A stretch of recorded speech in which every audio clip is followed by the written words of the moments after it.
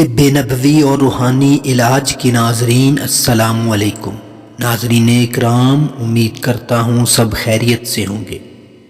ناظرین اکرام، آج آپ کو اللہ کے کلام قرآن مجید کی ایک سورہ مبارکہ سورۃ الفاتحہ کا نہایت ہی خاص اور ایک بہت پاورفل عمل وظیفہ بتانے جا رہا ہوں۔ یہ وظیفہ ہمارا آزمودہ ہے۔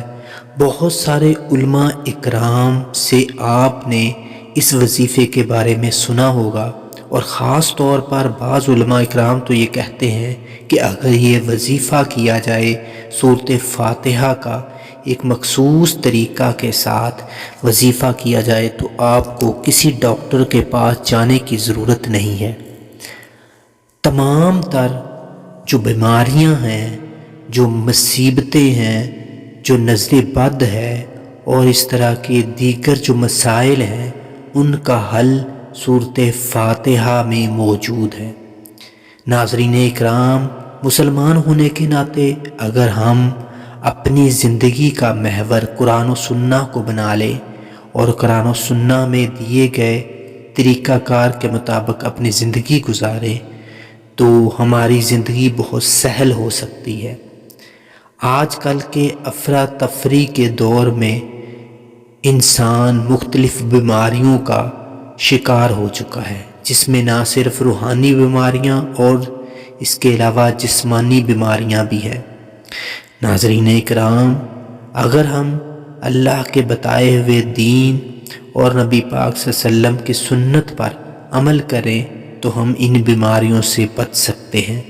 ہم نہ صرف ان سے بچ سکتے ہیں بلکہ اپنی زندگی کو بہت بہتر انداز میں گزار سکتے ہیں۔ ناظرین اکرام، آج کا یہ جو وظیفہ ہے یہ علامہ حافظ ظہیر الہی حشام صاحب نے بھی اپنے بہت سارے خطاب میں یہ فرمایا ہے، اور یہ خاص طور پر اس کے علاوہ اور بہت سارے دوسرے علماء اکرام نے بھی اس کے بارے میں بتایا ہے۔ یہ سورۃ فاتحہ کا ایک خاص وظیفہ ہے۔ آپ نے کرنا کیا ہے؟ ناظرین اکرام، آپ نے سورۃ فاتحہ کو 7 دفعہ روزانہ کی بنیاد پر صبح فجر کی نماز کے بعد یا عشاء کی نماز کے بعد کوئی بھی ایک ٹائم فکس کر لینا ہے، اسی ٹائم پر آپ نے 41 دن یہ وظیفہ کرنا ہے۔ یہ وظیفہ کرنے کے 2 طریقے ہیں۔ سب سے پہلا طریقہ یہ ہے کہ آپ نے 7 دفعہ سورۃ فاتحہ کو پڑھنا ہے اور 41 دن تک پڑھنا ہے، اور دوسرا جو طریقہ کار ہے وہ 41 دفعہ پڑھنا ہے روز، اور یہ 41 دن تک چلے گا۔